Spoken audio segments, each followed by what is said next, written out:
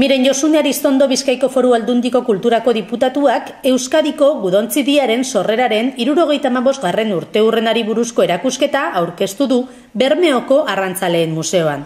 Gudontzidia Errepublikako Armadari laguntzeko sortu zen Euskal Uretan itsasoko trafikoa eta arrantzalanak babesteko.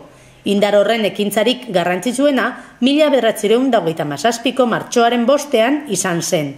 Gudontzidiko hainbat ontzik aurre egin zioten Kanarias gurutze ontzi erreboltariari, Matxitxako aurrean Baionatik zetorren merkantzia ontziari Bilbora sartzeko babesa emateko. Matxitxakoko borrokaren 75. urteurrena ospatzeko programatu diren ekintzen artean, Bizkaiko Foru Aldundiaren Arrantzaleen Museoak Euskadiko Gudontzidiaren historia erakusten duen erakusketa bat antolatu du. Haren bidez, gogora ekartzen dira ontzidiaren ekintzak eta ontzidiko kideak omentzen dira.